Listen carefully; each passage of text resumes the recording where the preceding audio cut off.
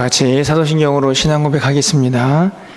전능하사 천지를 만드신 하나님 아버지를 내가 믿사오며 그 외아들 우리 주 예수 그리스도를 믿사오니 이는 성령으로 잉태하사 동정녀 마리아에게 나시고 본디오 빌라도에게 고난을 받으사 십자가에 못 박혀 죽으시고 장사한 지 사흘 만에 죽은 자 가운데에서 다시 살아나시며 하늘에 오르사 전능하신 하나님 우편에 앉아 계시다가 죄리로서 산 자와 죽은 자를 심판하러 오시리라. 성령을 믿사오며 거룩한 공회와 성도가 서로 교통하는 것과 죄를 사하여 주시는 것과 몸이 다시 사는 것과 영원히 사는 것을 믿사옵나이다. 아멘. 우리 찬송가 63장 주가 세상을 다스리시니 찬양하겠습니다.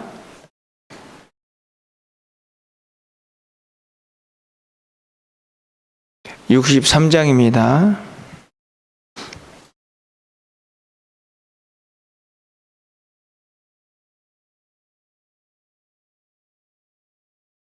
주가 세상을 다스리니 그 위엄이 넘쳐나고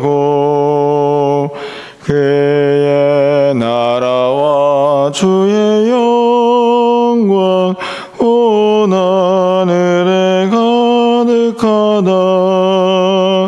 저 흉악한 마귀의 무리 다 멸망케 하시는 주, 이 찬양을 주께 드리니 큰 영광을 받으소서. 주가 권능의 손으로서 이 세상을 창조하니 그의 놀라운 창조 솜씨 만 백성이 경탄하네. 저 하늘의 별들도 모두 주 영광을 나타내요. 늘 돌보아 주시는 주께 큰 영광을 돌립니다. 주가 세상의 피조물을 인간에게 다 맡기고 순종하라는 말씀으로 그 권위를 주셨도다. 온 땅 위에 주님의 위엄 늘 넘치며 가득하니 그 나라와 주님의 영광 온 천하에 찬란하다. 하나님 말씀 보겠습니다. 욥기 38장 34절에서 39장 6절까지 말씀을 교독하겠습니다. 구약성경 800쪽에 있습니다. 욥기 38장 34절에서 39장 6절까지 교독하고 마지막 6절은 함께 읽겠습니다. 내가 목소리를 구름에까지 높여 넘치는 물이 내게 덮이게 하겠느냐?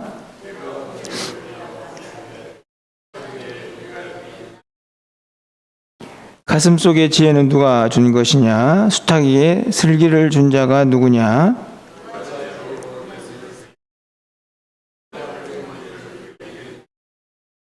티끌이 덩어리를 이루며 흙덩이가 서로 붙게 하겠느냐?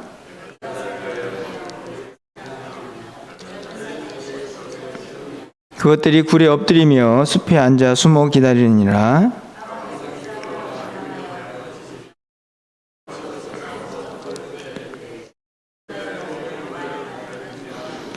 산염소가 새끼 치는 때를 내가 아느냐? 암사슴이 새끼 낳는 것을 내가 본 적이 있느냐?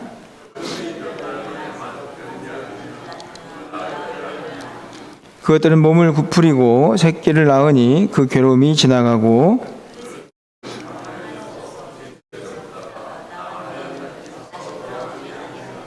누가 들나귀를 놓아 자유롭게 하였느냐? 누가 빠른 나귀에 매인 것을 풀었느냐? 내가 들을 것은 그것으로 소금 땅을 그것이 사는 초소로 삼았느니라. 아멘. 이제 이번 주부터 본격적으로 아마 주의가 시작이 되는 것 같습니다. 날씨가 너무 쌀쌀해지는데 건강 관리를 좀 잘 하시기를 좀 그렇게 부탁을 드립니다. 새로운 또 한 주간이 시작이 됩니다. 오늘도 하나님의 은혜가 충만한 또 기쁨과 감사가 넘치는 그런 주일을 또 함께 보낼 수 있기를 소망하고 또 한 주간 또 주의 은혜 가운데에서 또 힘있고 능력 있게 그렇게 연말연시를 보낼 수 있기를 소망합니다. 욥기가 이제 하나님의 긴 침묵을 깨고 하나님께서 드디어 욥에게 말씀하시기 시작한 내용들을 우리가 이제 38장부터 살펴보고 있는데요. 여러분이 아마 오늘 이 38장의 끝부분과 39장의 첫 부분을 우리가 이제 같이 겹쳐서 읽었는데 읽으시면서 하나님이 욥에게 지금 하고 계시는 말씀이 무엇인가를 아마 쉽게 깨달을 수 있지 않았을까 생각합니다. 38장부터 계속 하시는 말씀은 하나님께서 온 우주 만물을 다스리시고 통치하신다 하는 내용이고요. 이제 그 안에서 어떤 자연계의 순환이나 또 별들도 지으시고 또 오늘 본문에는 이 동물들을 다스리시고 또 통치하시는 또 하나님의 모습이 기록이 되어 있습니다. 자, 오늘 본문에 있는 말씀을 보면서 특별히 해석이 필요한 그런 내용은 없지 않나 그런 생각이 드는데요. 그런데 읽으면서 제가 오늘 이 본문에서 느끼는 그리고 마음속에 좀 감동이 되는 세 단어를 좀 생각해 보게 되는데요.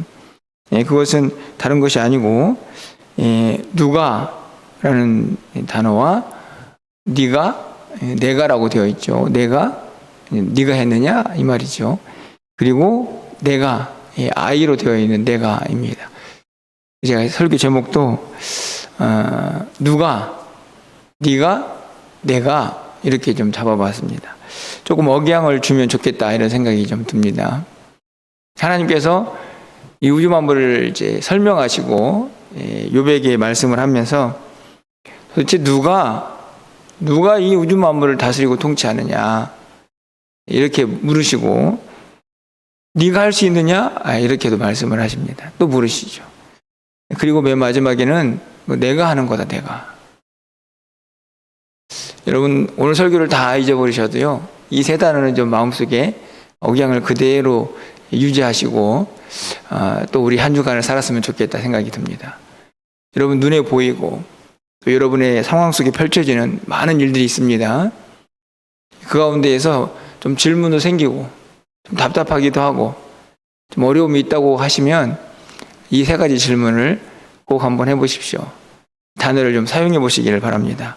누가, 내가, 하나님이 이렇게 답을 하면 얼마나 좋을까 하는 생각이 듭니다.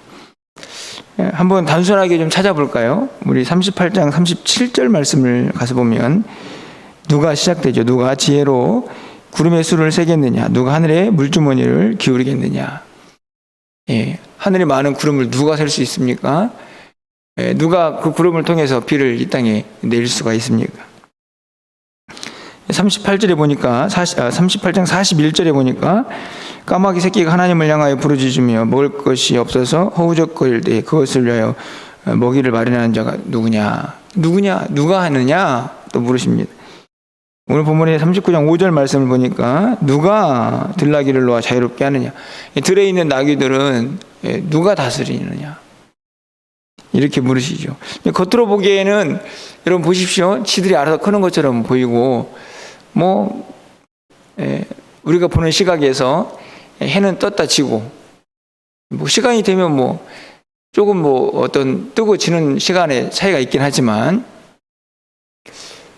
그냥 자연스럽게 모든 것이 잘 움직이고 있는 것처럼 보이지만 우리는 오늘 하나님께서 욥에게 질문하고 있는 것처럼 누가 이 일을 하고 있느냐, 거기서 깨달음이 있게 되는 것이죠. 그럼 하나님께서 물으십니다. 네가 할 수 있어? 이렇게 물으시죠. 이건 똑같이 욥에게만 하는 게 아니고 저는 우리에게도 하는 하나님의 질문이라고 생각이 듭니다. 네가 뭘 할 수 있어? 이런 질문이 될 수도 있겠죠. 여러분 38장 39절 말씀을 가보면 네가 사자를 위하여 먹이를 사냥할 수 있느냐? 이렇게. 그렇죠. 네가 사냥을 해가지고 사자들을 먹일 수 있냐고 물으시는 거죠. 들에 있는 사자들입니다. 39장 우리 읽지 않았지만 10절 말씀을 보면 네가 능히 줄로 매어 들소나가 이랑을 갈게 하겠느냐. 들에서 막 야생으로 자라는 소를 잡아다가 밭을 갈면서 농사에 이용할 수 있겠느냐 하는 질문입니다. 39장 19절 말씀도 가보면 말의 힘을 내가 주었느냐, 네가 입혔느냐.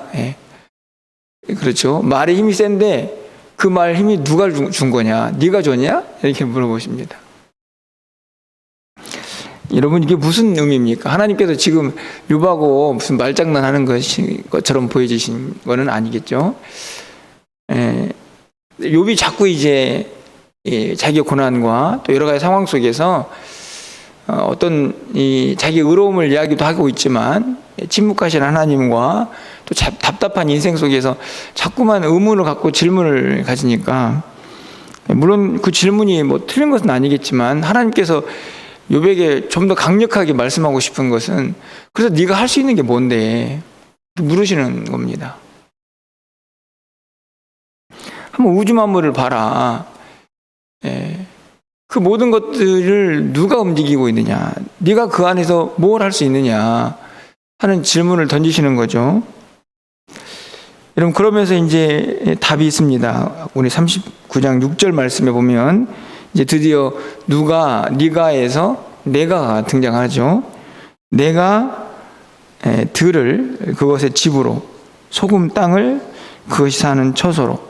그러니까 야생에 있는 이 들나귀들, 뭐 들소들도 마찬가지고 사자들도 마찬가지죠.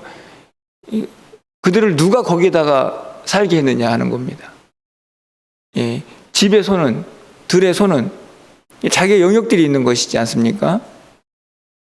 그것을 누가 나눴느냐, 구역을. 하나님이 하셨다, 내가 했다, 이렇게 말씀하십니다. 결국은 여기서 말하는 건 이제 들나귀의 어떤 습성이거든요. 야생들의 습성, 야생 동물들의 습성을 인간이 통제해가지고 그것을 자유롭게 할 수 있겠느냐, 너희들의 힘으로 그들의 그 기본적인 타고난 성품 그걸 바꿔가지고 너희들 뜻대로 뭔가 할 수 있겠느냐 하는 말씀을 하시는 겁니다. 욥이 이 말을 듣고 어떤 반응을 했을까 하는 건 이제 끝자락에 가봐야 알겠지만, 하나님께서 이 질문을 욥에게 하는 이유는 아주 단순합니다. 저는 이 11절 읽진 않았는데 그 11절이 답을 가지고 있다라는 생각이 듭니다. 11절 말씀을 좀 가서 보시면 그것이 힘이 세다고 내가 그것을 의지하겠느냐, 내 수고를 그것에게 맡기겠느냐. 이거 이제 들소에 대한 이야기를 하다가 하나님이 하시는 겁니다. 들소가 힘이 센데 그거 네가 갖다가 이용할 수 있어? 농사를 지을 때 뭐 밭을 갈게 하고 추수할 때 이용해 먹을 수 있는 그런 능력이 너에게 있어? 라고 묻는 것이죠. 이 말씀은 단순히 욥에게 들소는 네가 어떻게 할 수 없다, 이것만 말씀하시는 것이 아니라고 생각이 듭니다. 더 궁극적으로는 인간이 하나님이 정해놓은 뜻과 섭리를 넘어설 수 없다 하는 이야기를 하고 계시는 것이죠. 다만 그 안에서 우리가 생활을 하고 살아가지만 결국에는 하나님의 주권과 섭리를 인간이 마음대로 바꾸고 그것을 뛰어넘을 수 있는 존재는 절대 아니다 하는 것을 분명히 가르쳐주고 있는 것입니다. 물론 욥이 당하는 고난 속에서 그가 이런저런 질문과 고민을 하고 있지만 결국에는 하나님이 정말 욥에게 원하시는 게 무엇입니까? 누가 할 수 있느냐? 네가 하겠느냐? 내가 했다. 내가 할 것이다. 요 세 단어 그거 의지하고 붙잡고 살아가라고 하시는 말씀입니다. 결국에는 무엇이 가장 중요하다고 말씀을 하시는 걸까요? 결국 저는 이 하나님의 말씀 속에서 우리 모두가 깨달아야 할 것은 하나님의 주권에 대한 믿음이죠. 믿음. 내가 그 안에 있다. 우주 만물 그리고 이 땅의 모든 것을 여전히 다스리시고 통치하시는 분은 보이지 않지만 하나님이시다. 이걸 믿는 겁니다. 우리가 분명 믿음이 있지만 사실은 벌어지는 여러 가지 상황 속에서 이 믿음이 온전하고 좀 흔들림 없이 반석 위에 서 있는 것은 쉽지 않다 하는 생각을 갖게 됩니다. 하지만 하나님은 분명히 말씀하십니다. 내가 한다. 내가 하고 있다. 여러분 이 믿음을 좀 신실하게 붙잡을 수 있기를 소망합니다. 두 번째로는 그러니까 교만하지 말아야 합니다. 우리가 할 수 있는 게 별로 없습니다, 여러분.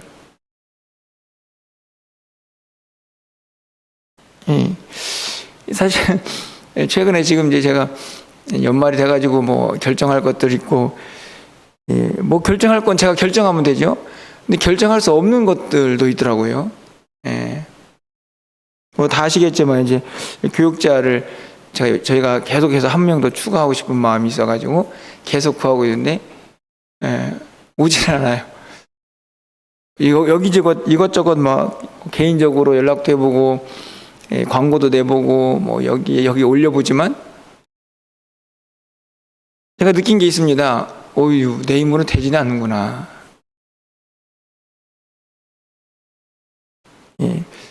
교만하지 말아야죠. 그렇다고 해서 움츠러들 필요는 없습니다. 다 하나님이 하실 거니까 그 뜻에 순종하면 되는 것이거든요.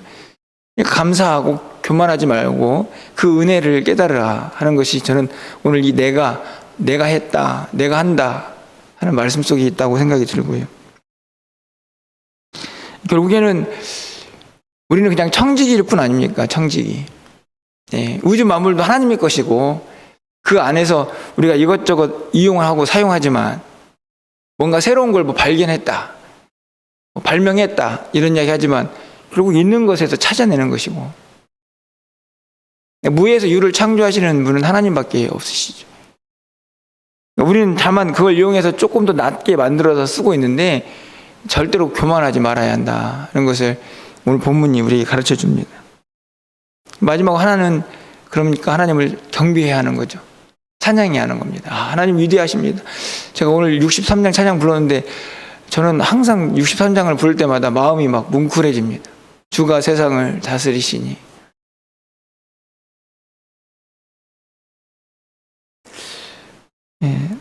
오늘도 저는 주일이죠. 주일인데 세상 사람들은 그냥 빨간 날입니다. 그냥 공휴일이고 쉬는 날. 그런데 성경은, 아니 적어도 우리 믿는 우리들은요, 이 주일은 하나님이 하나님이 만드신 날입니다. 뭐 하라고요? 이 날을 구별해서 하나님을 경배하라고. 그리고 그 안에서 진정한 쉼을 누리라고. 하나님이 특별히 만들어 놓으신 날입니다. 우주 만물을 만드시듯. 믿는 자들은 이 날을 그렇게 지키도록 우리에게 명령하신 거죠. 우리는 그것을 사실은 거스를 자격이 없는 사람들입니다. 참 안타까운 것은 그런데 다 우리가 이 날을 그냥 내 마음대로 분명히 주의 날인데